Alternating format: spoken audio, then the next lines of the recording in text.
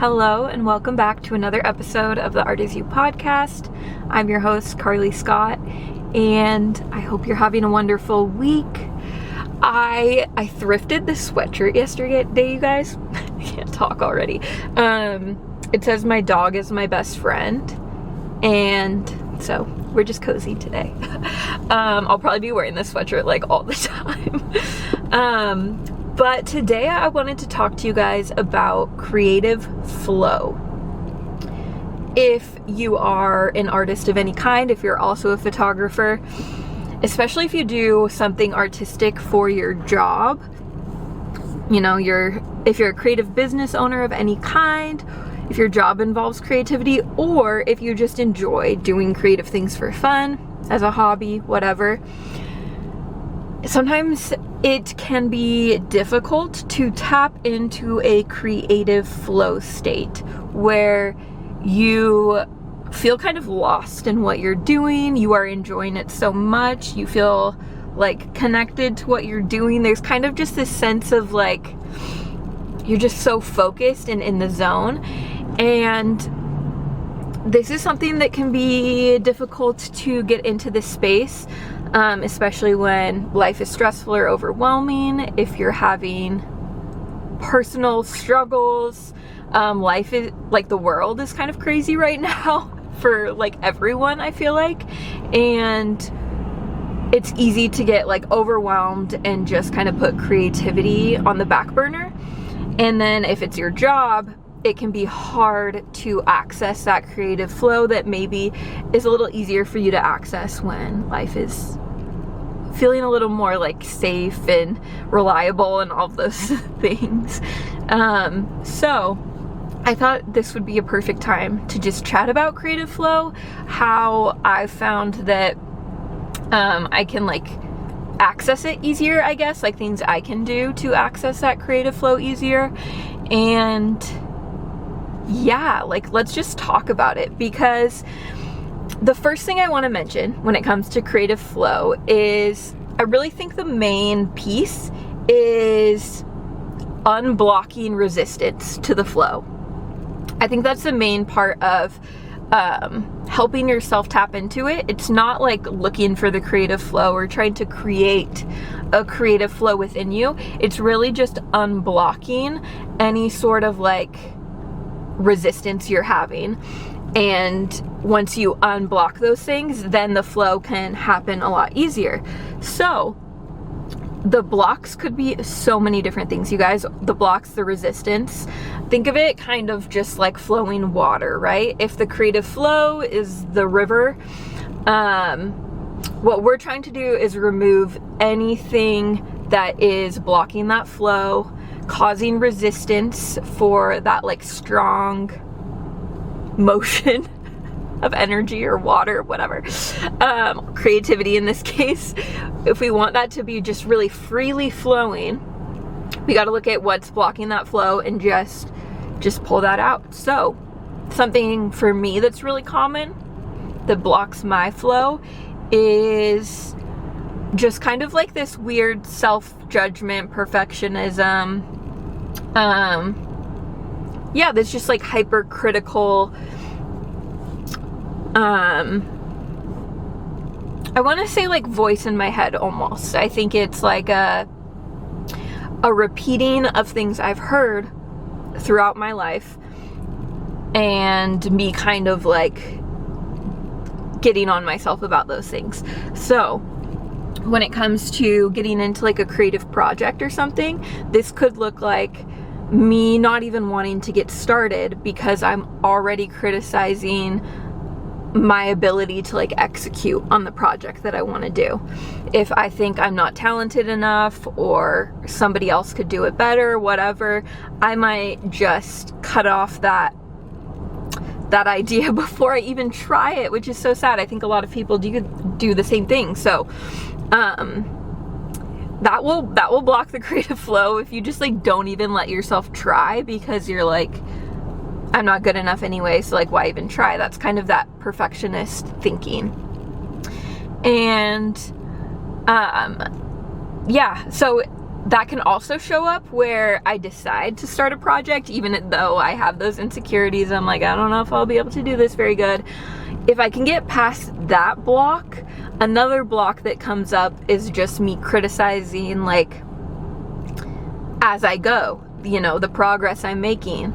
And you can always see, I feel like, as the artist, the person creating, where you could be doing something better, or yeah, you just notice, I guess, your imperfections, sometimes even more so than other people do. So that can be something that, say I start a project, I got the courage to start it, but then I start beating myself up as I start working on it because I don't think it's going the way that I wanted it to.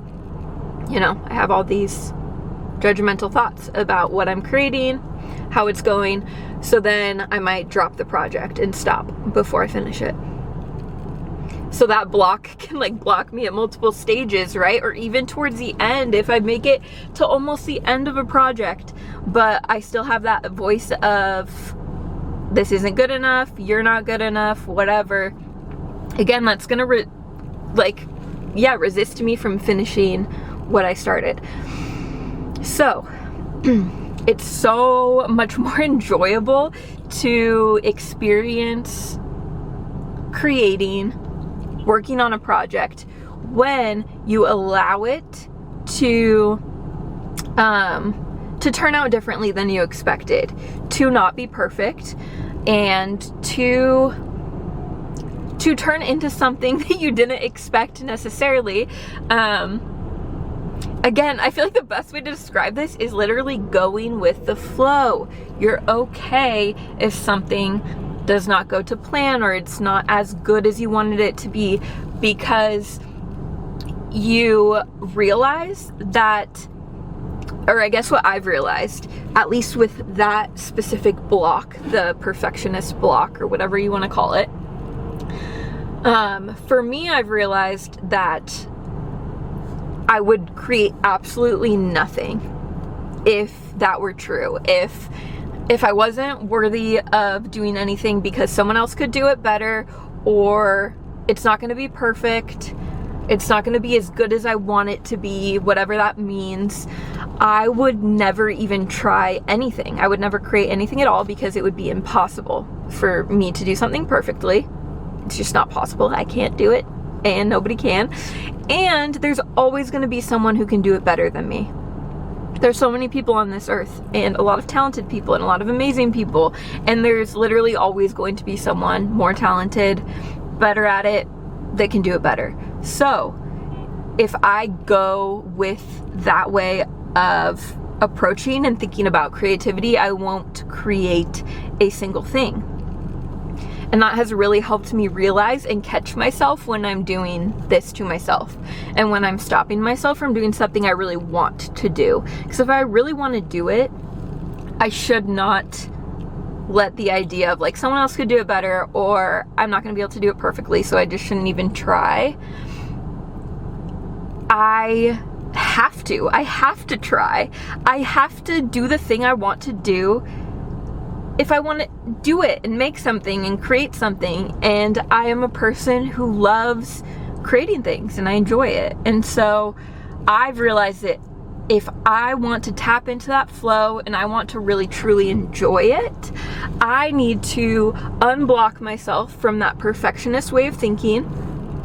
And this takes practice, you guys, but I feel like the more you do something, the more proof you get that it works.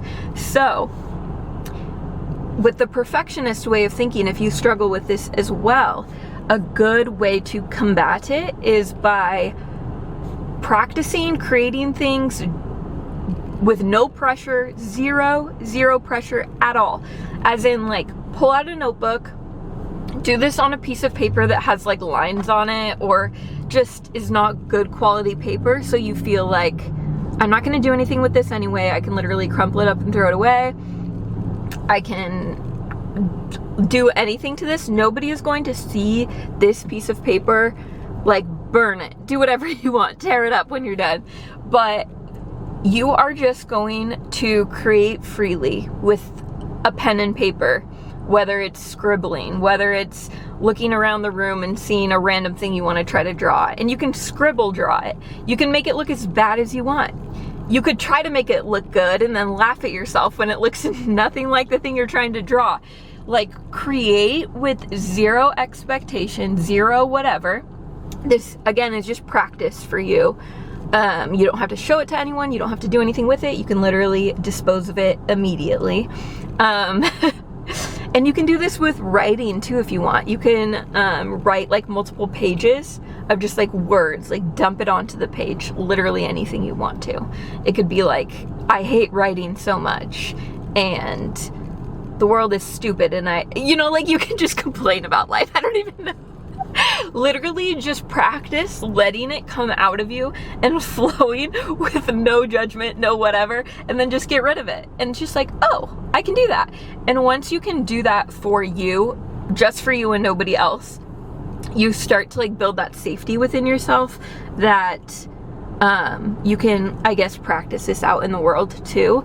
But you guys have to understand, no one is perfect. So when you are terrified to show up imperfectly, just please remember that, because I struggle with this so much. Like, I am so terrified to show up imperfectly that I put off this podcast for so long.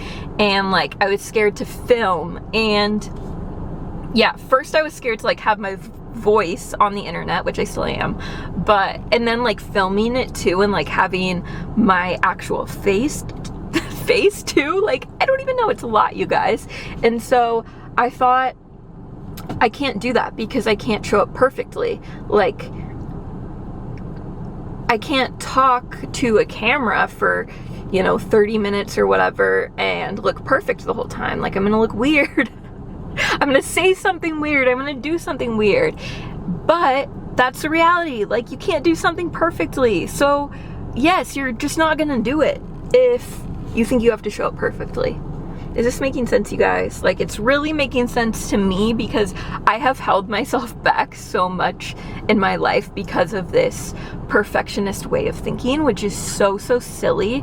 And I feel like, I know men have this too, but I feel like a lot of women are kind of like socialized this way to have this super high, like unattainable expectation for themselves of how they need to show up. Otherwise, they can't show up at all. Or they need to like step back or stay small or stay out of the way or stay quiet or whatever it is. Like, oh my God, so many women, like me included, that just have been socialized this way. And so it can be really scary to just talk and be imperfect. And I don't know, like, it is scary to take up space as a person. And especially if you're socialized in a way to, always give other people the space, but you were never really taught to give yourself the space, then how are you supposed to know how to do that? You were never taught how to do that. You're going to have to practice it now as an adult. And you can practice it with me, because that's what I'm doing. I feel like I'm starting over, like I'm a little child learning how to like feel like I'm allowed to be in the world, just like everyone else is.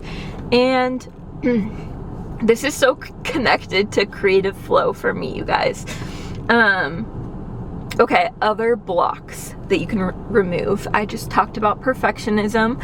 I feel like another thing for me can kind of connected to that, I guess, is how other people will perceive what I'm creating.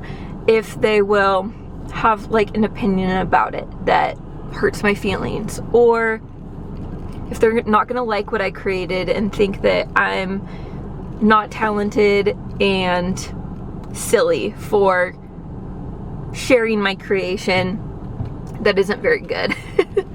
So like, I have fears about that, like how other people will receive it, because I have a tendency to be so harsh on my own creations that I assume that other people will also be judging them harshly, which honestly I found is not always the case. Like, most people will not actually be really judging you at all, which is so amazing. Like, I don't know, I think I live in a lot of fear in my head because sometimes there's just like a few people that maybe you really cared about in your life, or like they were caretakers growing up or whatever it was, and those people can really shape the way you see yourself.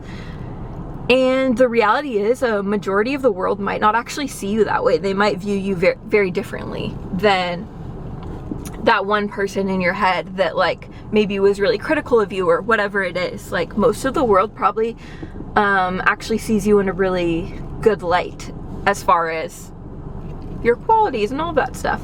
So that's something that's helpful to know too. So yeah, perfectionism is a big block. What other people think. Oh my gosh, you guys, I still do this, but when I was younger, it was a big thing for me. Like if I loved to draw and paint and like all that stuff, but I was so afraid to do it while someone was watching me. I thought that they were like judging how good I was doing, and I just felt like there's a part of me that felt like I don't really know what I'm doing. I'm just doing it because I want to.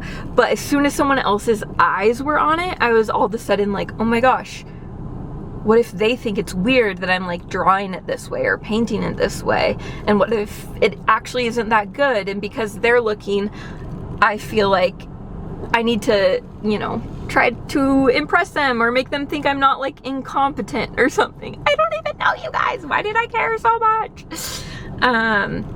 But yes, sometimes it shows up with me in photography a little bit too, because of course I want to like, it's important to me. Like I want to be good at it, but I also know I'm not perfect at it, and I'm always gonna have more to learn. And I want to learn, but sometimes it's scary when someone's watching me do what I do and I'm worried that they're judging me or thinking I'm doing it wrong or I should be doing it this way instead. And yeah, the reality is we all kind of create a little differently, and then the way we create changes over time. So the reality is there's not one right way to do something. And yeah, and it also doesn't really matter what other people think. And again, they might just be curious. They might not even be thinking about the things that you're projecting that they're thinking about. Like for me, if I'm like, why are they watching me draw? Like, are they thinking I'm bad or whatever? That's really just me like worried that I'm bad at it. And so I'm projecting that they're thinking I'm bad at it. Does that make sense? So if that's a fear you have, it might just be your perception of yourself. It might not actually be what other people are thinking.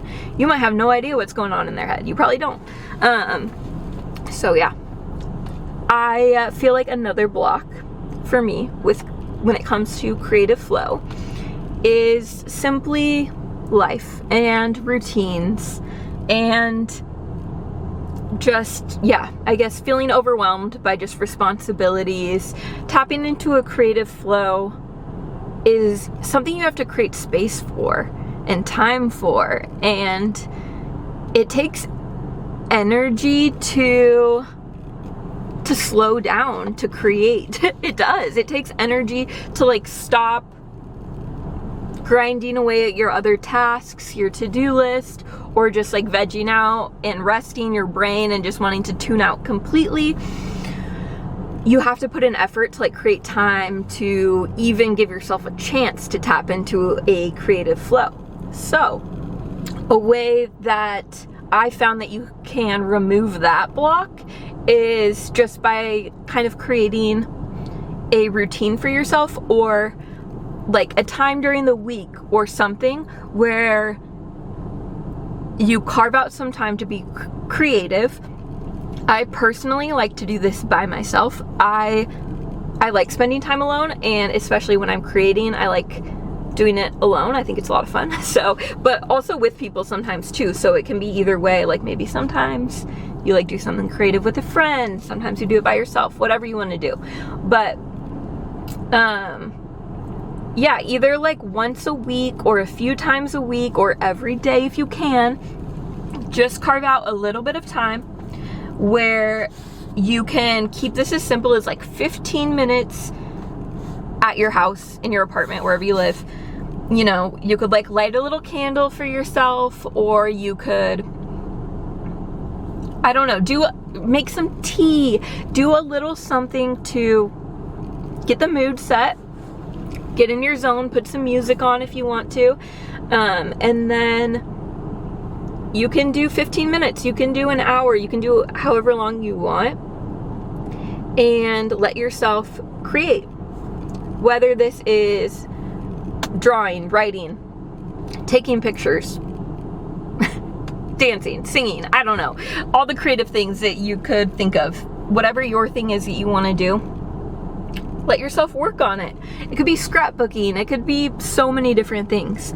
So this just gives you a chance to like play like you're a kid again, literally, and be like, like this little brain of mine, like, what do I want to create? What do I want to do? Like, you know, do I want to draw a picture of something? Do I want to paint something? Do I want to like, yeah, I made a vision board recently and like glued the pictures that I printed from Pinterest into like a little collage, and it just reminded me of when I was younger. I used to like make collages and stuff. I haven't done that in a long time. It could be so many different things you do during that time. It doesn't have to be the same every time. It could be different every time. But yeah, just create that space for yourself. And again, like if you're worried about the time, just do 15 minutes once a week to start, and then start making that maybe more consistent after you get into the habit of doing that. Yeah, like for me, sometimes I even like go out to a new spot and take pictures, or and I love doing this with film too. Like I've put a roll of film in and just gone out and taken photos, fill up a roll of film of just like anything that really like sparks my excitement or that is interesting to me. I take a picture of it. Yeah. So again, I just feel like this is such a good way to practice that creativity without any judgment. Like you don't have to share these things with anyone, or you could. And I think sharing what you create is actually a really beautiful way to like find community, find your people, and to connect with yourself better, because I think there's something about sharing your work that says, I made this, and I don't know, there's something about like owning it and just like sharing it. And it's like, some people might connect, some people might not at all. Like, it just doesn't matter. But especially if it's something you like and you want to share for whatever reason, just share it. And like, I try my best to do this. There's still some things that like I want to share that I haven't, or like, yeah, I think mainly for me, it's usually with poetry. Like I have a lot of poems that I like love, and like I want to share them, but I also feel like, yeah, that's something that like I hold myself back in a lot of ways from.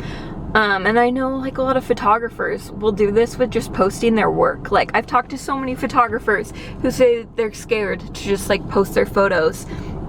And yeah, like I get it. I totally get it. But you, like, if that's what you love to do, if that's gonna be your job, if that's gonna be whatever, like you have to own it, and you have to, you know, be willing to post it and be like, this is my stuff, like this is me. And I think that helps you to find the people that connect with what you're doing, because they're connecting with the things that you're creating. And I know that can be so scary, because when you put yourself out there and the things you create out there, it also gives the opportunity for someone to like reject you or to say something critical or whatever it is. And I think a lot of us hold ourselves back because we are afraid of negative feedback, or just like no feedback, or very little feedback, or nobody seems to be interested, or nobody seems to care that I'm like posting this or sharing this, or that I created this and like I'm so proud of it, but nobody seems to care. Like this is where owning it comes in, and it's really, really hard. But owning it is just like, I'm proud of it though. So it's like, it's okay. It's okay if other people don't really get it yet or don't connect. It's okay. Like it's okay to create and like just put it out. Like I don't know, you just got to show yourself it's okay and it's safe. And that's what I'm trying to do by doing this podcast. And yeah. Okay, you guys, I asked ChatGPT. Wow, I always have to say that slow because I say the letters wrong if I don't. Okay. So when I decided to do this episode on creative flow, I immediately thought about like the resistance that I was talking to you guys about and like unblocking these things that cause resistance so that like the creativity can flow easier, the energy, like there's just not that resistance, it can flow. So when I was thinking about this, I went to ChatGPT and I wanted to like think of some tips for tapping into a creative flow. I was wondering if I missed anything, whatever. Of course, Chat gave me a list of 9 things that are all excellent that I will be talking to you about. But you guys, I feel like I was spot on because this is the first thing that Chat said. Getting into a creative flow is all about minimizing resistance and setting the stage for inspiration to take over. Here are some of the best ways to tap into that state. Okay, and there's 9 points, so I'll read them. But when it said minimizing resistance, I was like, yes, that is how I found that I can like tap into that flow, because everything keeping me from that flow is just that resistance inside of me, that fear inside of me that like holds me back and is like, I can't do it. There's all these things blocking me and stopping me. I just can't. But you can just move those blocks out of the way. Let that energy flow, baby. Okay. Number 1, create rituals and routines. Having a small routine before starting signals your brain that it is time to create. And so, again, like lighting a candle, having some tea. You could go somewhere. I like to do this a lot. Like, I like to go outside into nature or, yeah, wherever you want to go to do your creating, you can go. But yeah, setting up that routine for yourself. I think that for myself, I would love to make this like a daily routine for myself, because right now it's more like a couple times a week. I randomly am like, I want to go do something for myself or creatively, or I'm going to write. And you guys, sometimes this happens randomly too. Okay, I don't know. Am I getting off topic? So sometimes inspiration will strike you randomly, and for me, I go to the notes app in my phone when this happens, because I swear I'll be like cooking dinner or like, I don't know, just doing something random in the middle of a task, but then like something will pop into my mind or I'll be thinking about something. So write it in your notes app so you don't forget it. But this is how a lot of poems come to me, is like I'll get them at a random moment where like I'm thinking about something and then I think of a way to say it, but then it just like starts coming out. And then I grab my notes app and I start writing. And then sometimes it will keep coming, or sometimes I'll just get part of the poem and then I'll have to come back to it later. That's important too, because you're not always going to get that inspiration when you sit down, you light the candle, you mama. You're not always going to get it right then. But if I write something down in my notes app, later I could, you know, have my little routine where I sit down and I could pull up the idea I had earlier and expand on it, or, you know, work on it or whatever. So there's that too. Okay, that was the first one. Next one, remove distractions, which I feel like this is good. Find a quiet, comfortable space where you won't be interrupted. Again, for me, I love doing stuff like this alone, but if you're doing it with someone else, again, just finding a space where it's like you guys can be in the zone and yeah, just create without worrying about someone coming in and being like, what are you doing? And judging and all that stuff. Just find your own little space. Also, if your phone is really distracting for you, remove your phone, or, you know, your partner or your dog or whatever. I'm just talking about myself. If it's like distracting to have them around while you're trying to work on something, or you keep getting like out of your space of flow, then find a space where you don't have that distractions. Again, you might have to leave in order to find that for yourself, depending on your situation. I have been stumbling over my words today. My goodness. Okay. Number 3, start with play. Wait, okay, yeah. This is kind of like what I was talking about at the beginning when I was like, grab a piece of paper that you don't care about and just like have fun, like go crazy. Sometimes too much freedom, or wait, sorry. I started reading a different one. Instead of jumping straight into serious work, ease in with something low pressure. So yeah, like free writing, doodling, whatever. I would love to get some like clay or like something I could like do with my hands a little bit more, because sometimes, again, you just want something that is low pressure. Like you could mold the clay into something and then just like immediately like mush it back into a ball and start over, like over and over again. Like it's just experimenting, having fun, being silly, being stupid, and letting yourself be imperfect. Set constraints. Sometimes too much freedom can be overwhelming. Setting a time limit, a word count, or a specific theme to focus on. So this is good advice. I feel like usually I have an idea going into a creative session, what I want to be working on. Like, am I going to write something? Do I want to work on like a photography project? Am I wanting to work on, you know, like a little watercolor? Like, what am I doing? And I feel like, yeah, you can definitely get overwhelmed, or even just like, if you know you're gonna paint something, like what do I paint? Like sometimes that question will just keep you from painting anything at all, because you're like, there's so many things I could paint. So yeah, set a limitation for yourself. And it could be something as stupid as like, again, you look around your space and you're like, I'm literally just going to like draw that like vase of flowers, that plant I have, or whatever. Like something in your home. Like it doesn't even have to be something that excites you that much, because sometimes when you're doing this practice or this play, you don't want it to be something that you're super attached to the idea of like how it turns out.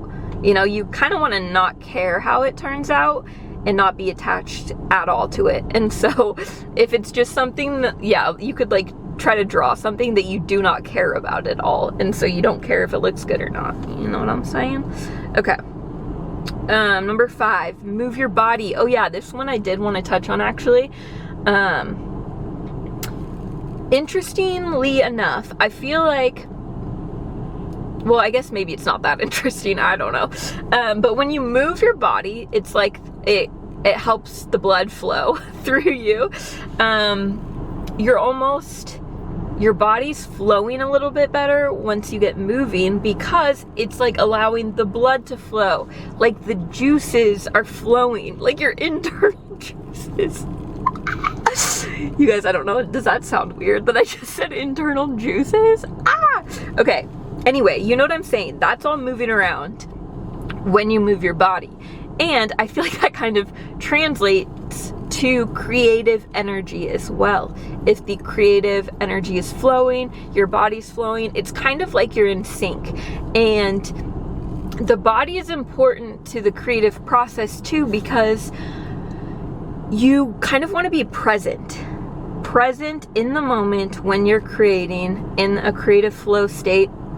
Again, remember we talked about like, you kind of forget that you're even working. You're just in the zone. You're in the moment. You're flowing. You're creating. I just feel like that is a state where you're present. You're very present with yourself. And if you can be present with your body too, I almost feel like, you know, with creative things, usually your body is connected in some way to what you're doing. And if it's not, just being present in the moment, again, is your body's there with you in the moment. So I don't know what I'm saying about that one, but let's actually read what the rest of the thing was. A quick walk, stretching, or even dancing can help shake off mental blocks and get ideas flowing. Something I love to do is dance around my apartment just throughout the day whenever I'm in the mood to do so, because again, it gets the blood flowing, it gets the juices flowing, and it also has helped me with the perfectionism, the weird, like, how are other people perceiving me? I think I told you guys this last week, but our apartment in Seattle, my husband works from home and his office is in the living room. And so we're in the living space, and like our kitchen and living room, like dining room, it's all open together. It's like all connected. Just like one big room kind of. Anyways, I feel like doing like the dancing around the apartment, I just kind of like spin around and just do whatever I want as I'm just like going about my business. But doing this has really helped me get out of my head when it comes to, I guess, yeah, like how I'm being perceived by others, or just like teaching myself that I can be in my zone while there's other people around. And granted, my husband is a very like safe person for me. So yeah, I don't know that like I'm in a place where I would be doing that just like around anyone, I guess. But I'm trying to learn how to feel more safe, just like being in my zone, doing my thing, and not really caring if other people see it or not, you know? So yeah, I'm working on that. And yeah, again, just moving around, it like helps get the blood like flowing. I've said that so many times. Sorry, I just dropped my phone. Okay, number 6, engage with inspiration, but don't overconsume. Ooh, I love this one. Okay, reading poetry, looking at photography, or listening to music can spark ideas, but be mindful of not falling into a comparison trap. Let inspiration fuel you, not freeze you. Okay, I love this because it's reminding me of a book I read called Steal Like an Artist, which in that book he talks a lot about how all creative people, all artists take inspiration from other artists and other people.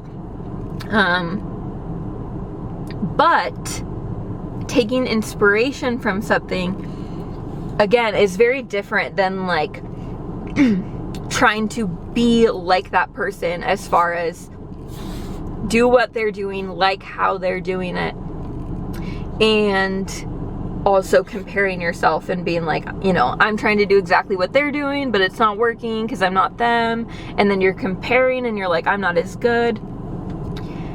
Everyone takes inspiration, and I personally think the more sources of inspiration, the better, because it gives you a better idea of your taste the more you're taking in, because you can be like, I don't like that, I do like that. Oh, I've never seen that before, but I really like this. And the more you have, the more of a unique blend of all of that inspiration you're going to embody. Like, a lot of people like the same things, you guys. Of course, people are going to be inspired by the same things. Like, so many people are inspired by nature and music and like art. I'm not alone in that. Like, I'm not super unique and cool because like I'm inspired by nature, like everybody is. But the more like variety of things you're inspired by, like that's going to create like the unique expression that is you and your unique interpretation of the world, essentially. So for me, I like, my list just keeps getting longer as far as like things I'm inspired by. The longer I'm the longer I'm alive, the more things I see and find that are inspiring to me. And I love that. I love that I can just like continue to add things and grow and evolve, and that keeps life really exciting because it doesn't stay the same. And also you can change your mind about things that you used to like or used to be inspired by, and maybe now you're not anymore, and your taste can change. What inspires you can change. Like, that is why everyone will bring like a unique expression to the table, is because we all have a very different life experience, a very different perspective on the world, a very different experience of the world. And then we'll have a ton of overlap too, where we're the same, but then we bring this different, unique perspective. And so That's what's beautiful about it. That's what's beautiful about sharing what you create too, because then it gives other people the opportunity to be inspired by what you're doing, and they can take like a little piece of that and be like, okay, like I really love this little piece of this. Like now I have that to add to my inspiration, whatever, you know? And so let me see if I want to say anything else about that point. The engage with inspiration, but don't overconsume. Okay, so the not overconsuming is really difficult nowadays because we are constantly given input, like all day long. It's like input all over the place. So it can be difficult. You kind of have to like purposefully try to not overconsume, because I feel like we're all over consuming probably, but I really struggle with this, you guys. I'm a big consumer of media because, well, first of all, part of my job I feel like is, you know, posting on social media, and because of that I also consume a lot of social media, and I feel like that's something I could probably, like, I could cut that in half easy and still have plenty of consumption intake. So if you struggle with that, you are seen, my friend. But something that helps me combat the over-consuming is just making sure I create and I contribute something. And so the more time you spend creating, the more time you're actually spending like in your own little world, which is not a bad thing, you guys. Because if you're constantly consuming other people's lives, like complete strangers or people you don't talk to, you are living kind of in their life. Like, and we all do this. So it's like, again, no judgment here. Like I do this way too much. But when you are creating, you're in your own little world and you are living in your life, in your body, in your reality. Like that is wonderful, because I think that's like how we used to just like always operate, was just like we're in our own world, we're in our own body, we're doing our own life. But like now you can kind of just like pay attention to what other people are doing, and that will keep you occupied all day long, and you could be occupied with other people for your whole life and never actually like get to know yourself or focus on yourself and your own weird ideas and your own creative whatever, you know? If you're just looking at other people's and what they're creating and what they're doing with their life, then you're not working on and actively putting in the effort on your own life. So when I create on social media, I feel like I'm actually like, oh wait, like I have a life. Like I'm a person too. Like I am participating in life. And I know that might sound kind of silly, but even like having this now, I'm like, oh my gosh, this is now another space where I can like just like, I can think about the things that I think about anyway. I can talk about them. Like it's a space that just feels like I'm creating something with all the stuff I've taken in, if that makes sense. Like when you take in so much, sometimes you want to create something, and sometimes you want to switch it and put something out instead of just take it in, you know? And that balance feels really good. So I would encourage you, if you're not someone who practices like putting out, and you are someone who mainly consumes but never puts anything out, I would really encourage you to just try it and see if you actually really like it, because I personally really enjoy it more than I thought that I would. And also I forget how much I enjoy it because I'll get really scared to do it, and then I'll do it, and you know, sometimes I do get like a vulnerability hangover where it's like I don't want other people to see or know or whatever, anything I do or create or anything. But I also have found that it is really enjoyable to just be like, but it's out there now. And like, if somebody like, I don't know, it almost just feels like I can just I feel like I'm getting to a place where I just want to be me. You know that TikTok sound, or the sound that was like, your social media is not for your friends, it's for like your passions and like all that stuff.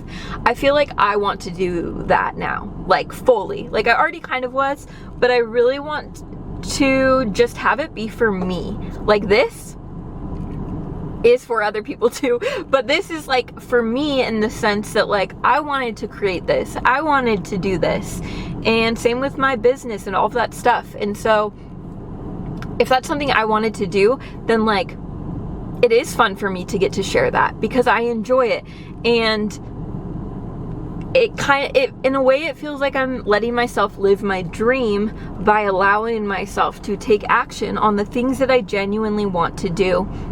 Because while I do have really high hopes that it will help people, or that like it'll connect with people and that it'll inspire people or whatever, like my hopes are for it, but also I just want to do it because I feel like this is the next step for me creatively, personally. I don't know, I just wanted to do it. I like it. Like that's all that it needs to be. Okay, I've been talking for a while, you guys. I'm gonna move on to the next point. Embrace imperfection. Okay, this was the first block that I chatted to you guys about. Perfectionism kills flow. I'm reading the description now. Give yourself permission to create badly at first. The best ideas often come from the messy middle. You guys, chat just gets it. Chat is so helpful. But it's so true. You guys, perfectionism literally kills the flow. That's what I was talking to you about at the beginning, where sometimes it would just cut off the creativity before I even got started, because I was like, what's even the point? It's not going to be perfect. Okay, next one. Number 8, change your environment. If you're feeling stuck, switch locations, try a coffee shop, a park, or even just rearrange your workspace to shift your perspective. Love this. One thing I really like to do is go to new spots. Like if you've never been to a certain park, it can be really local to where you are, or you haven't been to a certain coffee shop. Go to a spot you've literally never been before. This has been easier for me recently because my husband and I moved up to Seattle in June, and we're in a new part of the city that I haven't lived in before. So yeah, I've been able to go to a lot of places for the first time since being up here. So that can really be a fun way to just be like, ooh, like this is a new spot. Like, is this gonna be my new spot? And you can kind of try out different places and see what you like. Sorry, you guys. Throat's getting dry from all this talking. Okay, last point. And then I need to wrap this up. Show up consistently. Flow becomes easier when creativity is a habit. Even if you don't feel inspired, sit down and create something. The muse often arrives after you start. Beautiful. Yeah, again, that's kind of like having a time that you can make consistent for yourself, whether it's once a week, every day, twice a week, whatever you want to do. But showing up consistently it's like a practice, right? Like you have to keep showing up for the practice if you want to be good at something. If you want to be good at tapping into a creative flow, you're going to have to show up for practice, and that means showing up consistently. So for me, this podcast is another form of consistency for myself, a once a week time where I will sit in front of this camera and I will talk for like 30 minutes to an hour probably about a topic that I want to talk about. And for me, this is a creative flow, you guys. This has been creative flow. I'm flowing a message to you from my mouth to your ears. You guys, the reason I crack myself up, the reason I'm cracking up at myself is because I just say things that I think are kind of like stupid, or like, why did I even just say that? So that's why I laugh at myself. Anyways, maybe think of a way that you could start to show up consistently for yourself, because this is only my second episode back, you guys. But like, my plan for this podcast is to be consistent. Every Thursday, a new episode with a video. That feels like a big commitment, you guys. That feels scary, because I'm like, oh my gosh, every week? This is only week 2. I'm supposed to show up every week? That is scary. So I would challenge you to think of one thing that you want to try to do consistently, creatively. Whether, again, it's like the 15 minutes sitting down in your home, or whether it's you want to start a podcast or a YouTube channel or an Instagram account. You want to start posting reels or posting your art. Maybe you want to start writing a book. Like, who knows? But if you could make a very, very, very simple plan for yourself to show up consistently, again, whether it's once a week, like this is a great example. Once a week, I'm going to record a podcast episode and put it out. I think that it will change your life. And I think this is going to change my life, because I haven't really talked about like goals for 2025 yet, but one of my main things for 2025 is just this podcast.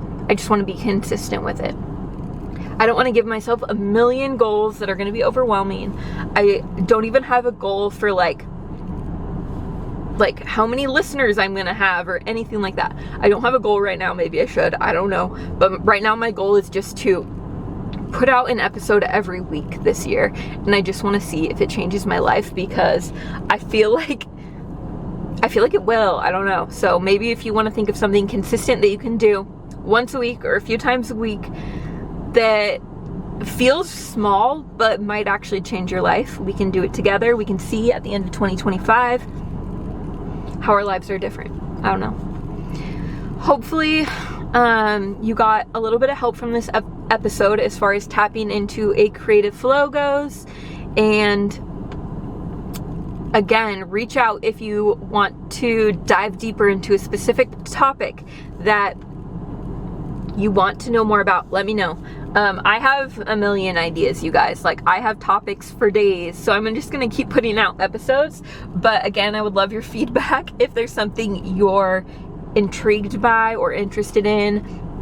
I would love to know. And thank you again for listening. I love you. I'll talk to you next week. Bye.